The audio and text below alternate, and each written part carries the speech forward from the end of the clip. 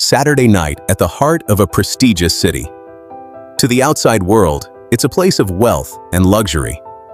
But inside the walls of the investigation section, the darkest realities of human relationships unfold. The evening began with a woman rushing to the Women and Children Protection Desk, WCPD. Visibly distressed, she filed a complaint under Republic Act 9262, the Anti-Violence Against Women and Their Children Act.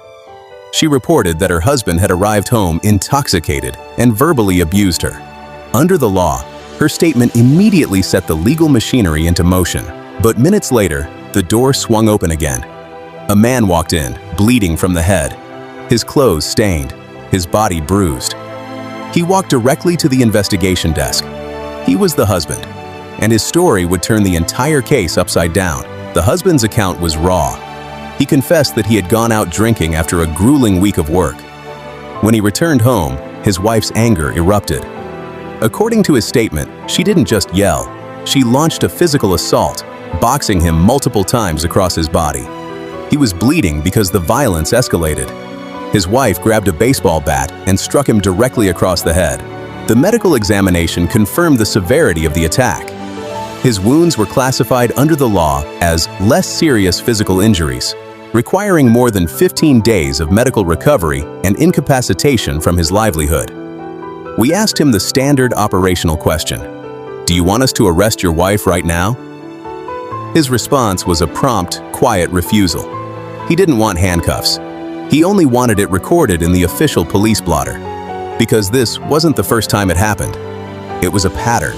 Why would a man, beaten with a weapon and bleeding from his head, refuse to file charges against his attacker? The answer lies in a toxic mix of social stigma and basic legal misunderstanding. During the interview, the husband confessed two deeply striking truths. First, he was deeply ashamed.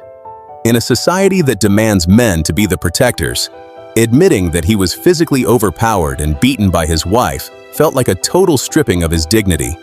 Second, he was paralyzed by the law. Even as the baseball bat was swinging toward his head, he chose not to retaliate or defend himself physically. Why? Because of his layman's understanding of the legal landscape. He believed that if a husband inflicts even a single scratch on his wife, the state would impose a much higher penalty on him. He chose to bleed rather than risk a jail cell. This case exposes a massive, uncomfortable disconnect in our legal structure.